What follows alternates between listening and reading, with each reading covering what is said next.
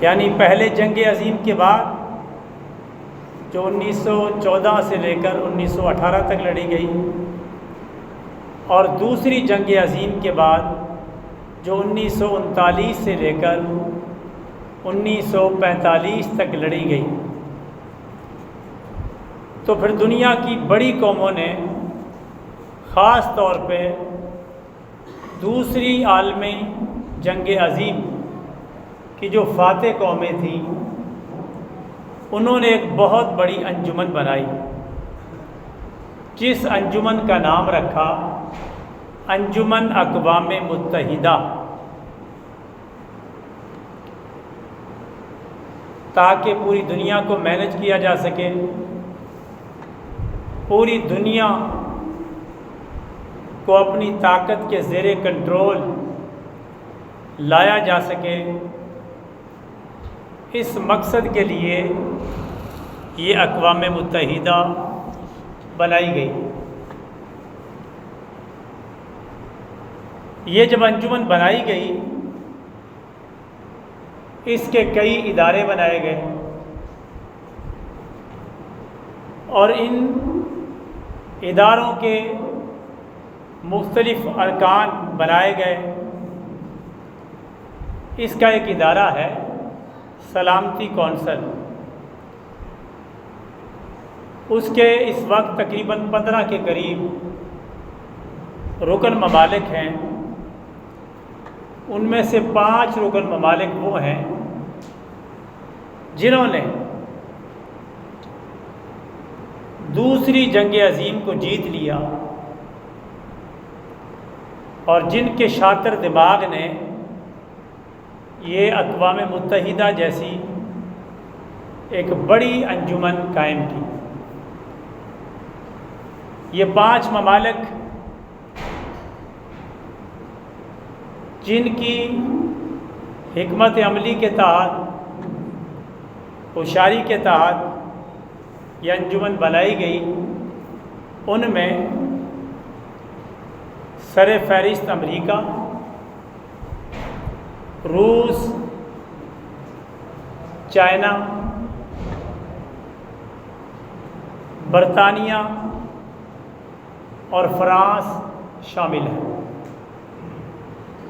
یہ 5 اس کے مستقل ارکان ہیں۔ باقی جو ارکان غیر مستقل ہیں، ان مستقل ارکان کو خصوصی پاور دی گئی، طاقت دی گئی، اور وہ طاقت ہے ویٹو پاور کی طاقت۔ ویٹو پاور کا مطلب یہ ہے، اس وقت اقوام متحدہ کے 193 ممالک رکن بن چکے ہیں، یعنی تقریباً دنیا میں جتنے بھی ڈکلیئر ممالک ہیں، جن کو باقاعدہ ریاست کی حیثیت سے قبول کر لیا گیا ہے، وہ سارے کے سارے اقوام متحدہ کے ممبر ہیں۔ اور یہ کتنے ممالک ہیں؟ 193 ممالک ہیں۔ 193 ممالک میں وہ 5 ممالک بھی شامل ہیں جن کے پاس ویٹو پاور ہے۔ امریکہ، روس، چائنا، برطانیہ اور فرانس۔ ویٹو پاور کا مطلب ہے اگر 188 ملک اس اقوام متحدہ میں کوئی بل، کوئی قانون یا کوئی قرارداد لانا چاہیں، ان میں سے کسی ایک رکن نے بھی ویٹو پاور استعمال کر دی، تو سارے 188 ممالک کی قرارداد کی کوئی حیثیت نہیں، رد ہو چکی، بیکار ہو چکی، ردی کی ٹوکری میں ڈالنے کے قابل۔ پاکستان بھی اقوام متحدہ کا رکن ملک ہے. یعنی پاکستان ایک قرارداد لے کے آتا ہے کشمیر کے حق میں، فلسطین کے حق میں، یا موجودہ کیفیت میں ایران کی حمایت میں. اگر ان 5 ارکان میں سے کسی ایک نے رد کر دی، چاہے پاکستان دنیا کے 188 ممالک کو ساتھ ملا لے، تو اس قرارداد کی کوئی حیثیت نہیں، اس پہ کانٹا پھر گیا ہے. امریکہ نے رد کر دی، چائنا نے رد کر دی، روس نے رد کر دی، برطانیہ نے رد کر دی، یا فرانس نے رد کر دی. یہ 5 جو ویٹو پاور رکھنے والے ملک ہیں، یوں سمجھیں کہ یہی اقوام متحدہ کے اصل ٹھیکیدار ملک ہیں. چونکہ انہوں نے دوسری جنگ عظیم جیتی، فاتح قرار پائے، تو اپنی مرضی کی انجمن، مرضی کا منشور بنایا اور اسے دنیا پر لاگو کر دیا، جس کو عالمی ورلڈ آرڈر کہا جاتا ہے. کچھ قوانین بنا دیے پوری دنیا کے اندر اقوام متحدہ نے، جن میں سے بہت سارے قوانین اسلام سے ٹکراتے ہیں، لیکن جو اس انجمن کا رکن بن گیا اس پر لازم ہے، ان اراکین پر لازم ہے کہ وہ ان قوانین کی پیروی کرے. نہیں کرے گا تو اس پہ دباؤ ڈالا جائے گا اقوام متحدہ کی طرف سے، ان 5 ارکان کی طرف سے، دنیا کے دیگر ممالک کی طرف سے.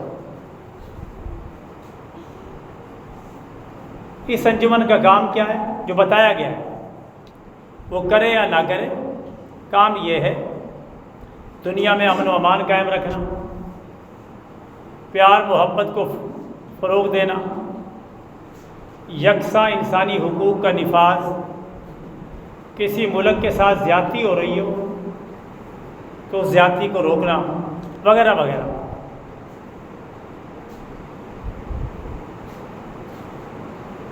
ان سارے اراکین نے بہت سارے مسائل اپنے اس انجمن کے ذریعے حل کروا لی. مسلمانوں کا ایک مسئلہ بھی ایسا نہیں جو اس انجمن نے حل کر دیا.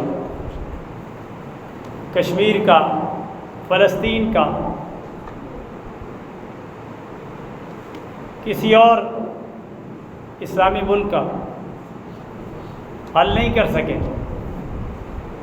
نہ دنیا اس میں دلچسپی لیتی ہے. چونکہ اقوام متحدہ لونڈی ہے، 5 جو بڑے ممالک ہیں ان کی، اس کے سارے دفاتر امریکہ میں ہیں. امریکہ کی شہر نیو یارک کے اندر ہے.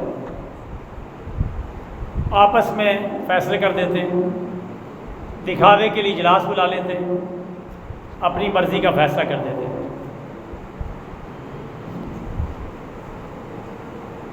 ایک آدھ ادارہ کسی اور ملک میں بھی ہے، وہ بھی امریکہ کے زیر کنٹرول ہے. گویا کہ تقریباً 57 سے لے کر 60 تک اسلامی ملک ہیں دنیا میں.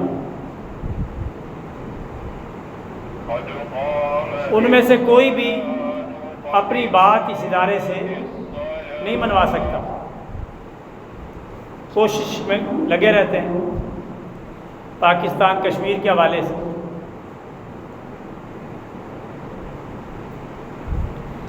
سعودی عرب یمن کے حوالے سے، فلسطین غزہ کے حوالے سے، بلکہ ساری امتی غزہ کے حوالے سے، لیکن نتیجہ 0/0 نکلتا ہے. اس طرح بڑی بڑی کافر قوموں نے مسلمانوں کو اپنے قابو میں لیا ہوا ہے.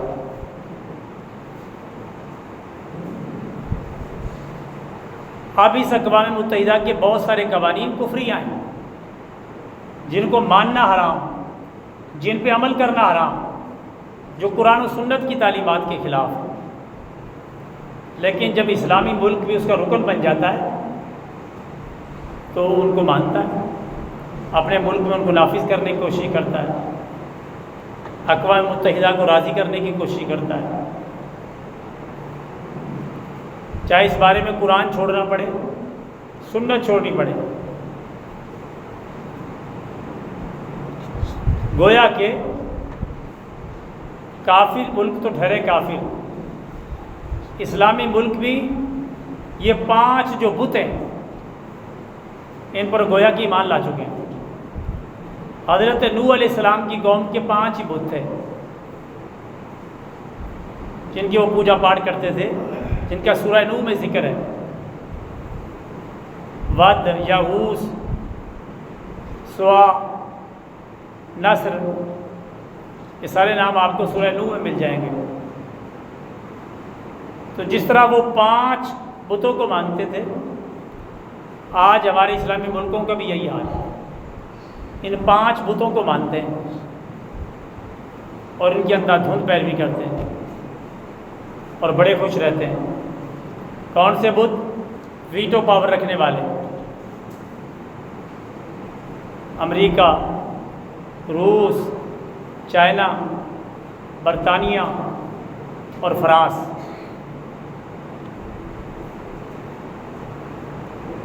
یہاں تک صورتحال پہنچی ہوئی ہے۔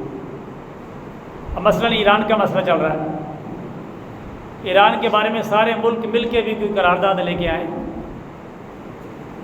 امریکہ نے ویٹو پاور کر دی، سب ملک بیکار، اس کے پاس ویٹو پاور ہے اور ویٹو پاور کسی اور کو دیتا نہیں۔ 1968 میں جب امریکہ نے خود ایٹم بم حاصل کر لی، ان بڑے بڑے ملکوں نے بھی حاصل کر لیے، پھر قانون بنایا کہ دنیا میں کوئی ایٹم بم نہیں بنا سکتا، بنائے گا تو ہم اسے نہیں چھوڑیں گے، تاکہ سارے ملک ہمارے زیر کنٹرول رہیں۔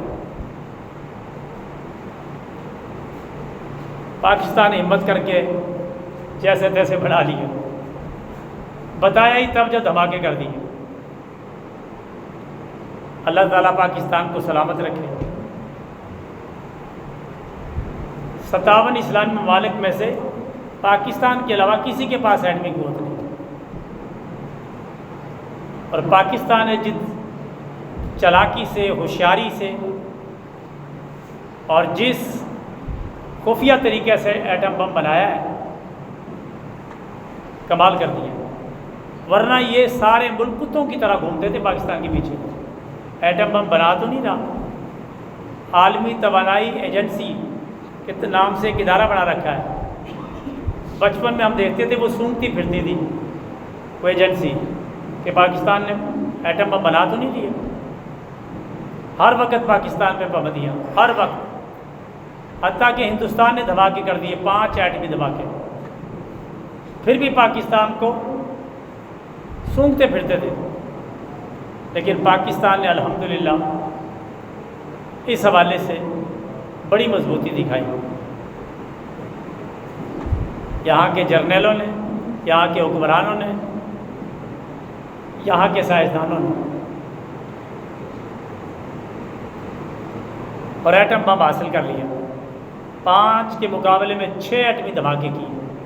پتہ ہی دنیا کو جب چلا کہ جب دھماکے ہو بھی گئے، اب دھماکے ہو گئے، اب کیا کرنا ہے، ایٹم بم تو آ گیا۔ اس طریقے سے پاکستان کامیاب ہوا۔ ایران تھوڑی کوشش کرتا ہے، 50-60% تک پہنچتا ہے، اس پہ حملے شروع،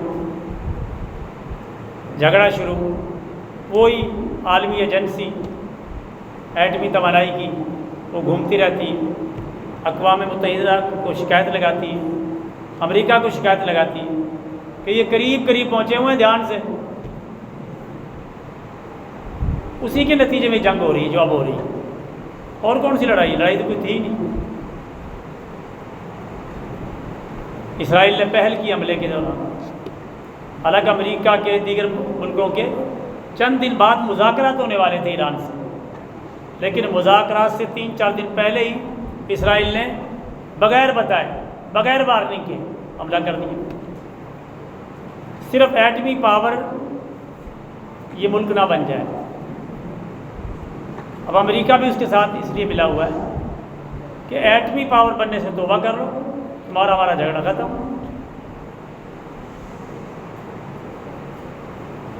وہ کہہ بھی رہا ہے کہ میں کوئی ایٹمی پاور حاصل نہیں کر رہا، میں تو اپنی توانائی کے لیے میں نے پلانٹ لگائے ہوئے ہیں، لیکن پھر بھی نہیں مان رہے، یقین نہیں۔ تو یہ جھگڑا اب چل رہا آپ کے سامنے۔ اسرائیل نے پہلے حملے کیے، اب جوابی کارروائی ہے، اب دونوں طرف سے کارروائی ہے۔ امریکہ اس جنگ میں کودنا تو چاہتا ہے لیکن کود نہیں پا رہا۔ اب اس نے 2 ہفتے دے دیے۔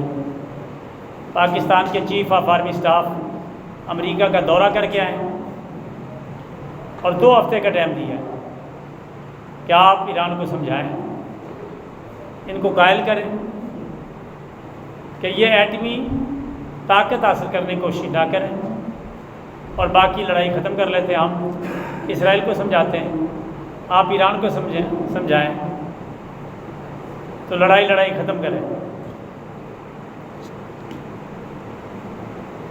اب پاکستان نے بھی کمر ہمت کس لی ہے۔ پاکستان بھی چاہتا ہے کہ بلا وجہ لڑائیاں نہ چھڑیں۔ یہ تیسری عالمی جنگ بھی ہو سکتی ہے۔ یہ پھیلتے پھیلتے اس کا کوئی اینڈ تو ہے نہیں۔ اب دنیا ایٹمی پاور ہے، یوں سمجھ لے کہ ساری دنیا اگر ایک دوسرے گھس جائے تو دنیا کا بچے گا ہی کچھ نہیں، ستیہ ناش، پوری دنیا کے خاتمے کا سلسلہ بن جائے گا۔ تو دنیا میں سبھی جینا چاہتے ہیں۔ اب یہ 2 ہفتے کا ٹائم ملا، اس پہ محنت ہو رہی اور مجھے امید ہے جنگ رک جائے گی، کیونکہ پاکستان ایران کو جانتا ہے، ایران پاکستان کو جانتا ہے۔ لیکن اس حوالے سے میں یہ بات ضرور کہوں گا، الحمدللہ بہت ساری غلطیوں کے باوجود، بہت ساری خرابیوں کے باوجود مسلمان اب بھی ایران کے ساتھ کھڑے ہیں۔ پاکستان ایران کے ساتھ کھڑا ہے، ترکی ایران کے ساتھ کھڑا ہے، سعودی عرب ایران کے ساتھ کھڑا ہے، دنیا کے بڑے بڑے ممالک جو اسلامی ایران کے ساتھ کھڑے ہیں۔ حالانکہ ایران کا ماضی کوئی اچھا نہیں ہے، اس نے ہر جگہ، آپ کو پتہ ہے ایران شیعہ سٹیٹ ہے، پاکستان سنی سٹیٹ ہے، ترکی سنی سٹیٹ ہے، سعودی عرب سنی سٹیٹ ہے، یہ پاورفل ملک ہیں۔ تو پاکستان کے پاس تو ایٹمی پاور بھی ہے۔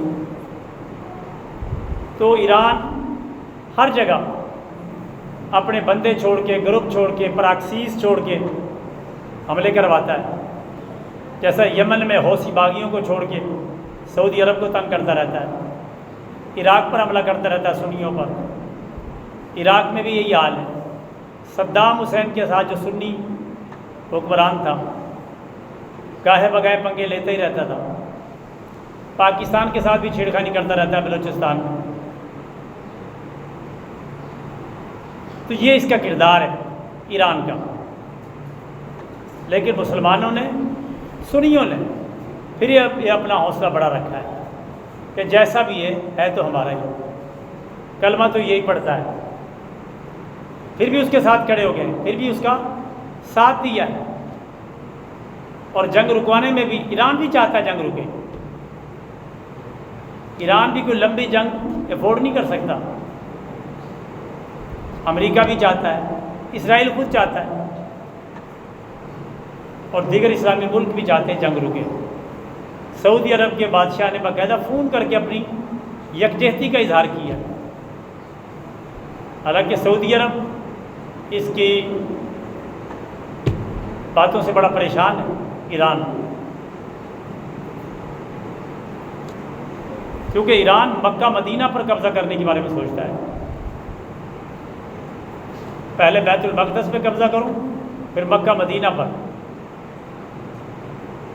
اہل بیت کا نام لیتا ہے، صحابہ کو چھوڑتا ہے۔ حالانکہ سنی سارے کے سارے اہل بیت سے محبت کرتے ہیں۔ دنیا میں کوئی ایسا سنی نہیں ملے گا جو اہل بیت سے پیار نہ کرتا۔ اور دنیا میں ہزاروں ایسے شیعہ ملیں گے جو صحابہ کرام سے پیار نہیں کرتے. خود پاکستان کے شیعوں کو بھی چاہیے کچھ عقل سے کام لیں، ان کے ذاکرین کچھ عقل سے کام لیں. اہل سنت کے مقدسات کو نہ چھیڑیں. جس طرح ہم اہل بیت کی عزت کرتے ہیں شیعوں کی وجہ سے نہیں، قرآن کا تقاضا ہے، سنت کا تقاضا ہے. اس طرح صحابہ کرام کو عزت ہے، ابو بکر کو، عمر کو، عثمان کو، دیگر صحابہ کو، امہات المومنین کو. اب بتائیں یہ مقدسات اہل سنت ہیں، ان کے بارے میں اہل سنت کچھ برداشت نہیں کر سکتے، لیکن پھر بھی اہل سنت نے بیجا مخالفت نہیں کی. ایران کو چاہیے اپنا قبلہ درست کرے، اپنے آپ کو سیدھا رکھے. سنیوں کی محبت دیکھ لی اس نے، اور اس کا اپنا کیا حال ہوتا ہے، سنی کہیں پھنس جائے کافروں کو چھوڑ دے گا، سنیوں کو مارے گا.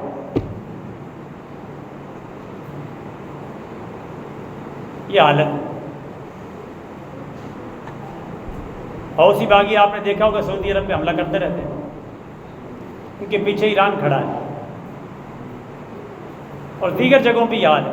اور ایران نے بڑی دیر کر دی یہ جواب دیتے دیتے. یہ کہتے بس اب کے ماروں گا تمہیں. یہ بندہ مارا ہوا نا، اب کے ماروں گا. اسماعیل ہانیہ شہید ہو گیا، ان کا اپنا صدر جو حملے میں مارا گیا. اسی طرح ان کا حزب اللہ کا سربراہ مارا گیا، لیکن حملہ نہیں کیا. تو اسرائیل کو حوصلہ مل گیا کہ میں نے اتنے بندے مار دیے، ہل جل نہیں رہا. اب اسرائیل نے حملہ کر کے چیف آف آرمی اسٹاف اسے قتل کیا، سارے اہم سائنسدانوں کو قتل کر دیا. جو ایران کی سب سے اہم ترین فورس ہے پاسداران انقلاب، اس کے سربراہ کو قتل کر دیا. یہاں تک اب تو یوں سمجھے تنگ آمد و جنگ آمد. اب بھی اگر یہ حملہ نہ کرتا تو اس کے مطلب ایران ختم. اب اس نے حملہ کیا، مجبوراً کیا، پھر بھی مسلمانوں نے ساتھ دیا. ایران کو چاہیے ہوش کے ناخن لے اور اہل سنت کے ساتھ بنا کے رکھے. چونکہ جس نے شیعہ انقلاب برپا کیا امام خمینی، اس کی کتابیں پڑھ کے دیکھیں تو صحابہ سے بغض اس کے سینے میں موجود ہے. اس کی کتابیں موجودہ بھی مل جاتی ہیں، اور اکثر کا یہی حال ہے. اللہ تعالیٰ ان کو ہدایت عطا فرمائے، ان کو سیدھے راستے پر چلنے کی توفیق عطا فرمائے. تو اب تو بالکل اخیر ہوگی، تو اب جوابی انہوں نے کارروائی کی ہے اور مسلمانوں نے الحمدللہ حمایت کی ہے. اگر اہل سنت کو ساتھ لے کے چلیں گے تو پھر انشاءاللہ مسئلہ حل ہو جائے گا. اللہ تعالیٰ سے دعا ہے اللہ تعالیٰ تمام مسلمانوں کو یکجا فرمائے. اقوام متحدہ کو چھوڑ کر ایک علیحدہ انجمن اسلامی اقوام متحدہ بنانے کی طرف پیش قدمی عطا فرمائے، جس میں اسلامی ملک رکن ہو. چونکہ عالمی جنگ اب تیسری ہونی ہے، نبی پاک نے اس کی خبر دی ہے اور اس کے بارے میں فرمایا الملحمۃ الکبریٰ، بڑی جنگی عظیم جس میں دنیا کا صفایا ہو جائے گا. میں سوچتا تھا کہ دجال گدھے پہ کس طرح بیٹھ کے آئے گا. آج کل تو گدھے کو لوگ چھوڑ ہی گئے، وہ سمجھ میں آتا ہے ایک دفعہ دنیا کا صفایا ہونا ہے. ایٹم بم ہے، میزائل ہیں، سب کچھ ہے، باقی جب بچے گئے کچھ نہیں، اس نے کھوتے پہ بیٹھ کے آنا ہے. تو اور جتنی بھی نشانیاں دجال کے حوالے سے وہ پوری ہونی ہے. کیونکہ ہر ایک کی بات غلط ہو سکتی ہے، محمد الرسول اللہ کی بات غلط نہیں ہو سکتی. اللہ تعالیٰ ہم سب کے حال پر رحم فرمائے، سیدھے راستے پر چلنے کی توفیق عطا فرمائے. مسلمانوں کو پوری دنیا کا فاتح بن کر پوری دنیا پر حکمرانی کرنے کی توفیق عطا فرمائے. آمین. وما علینا الا البلاغ المبین.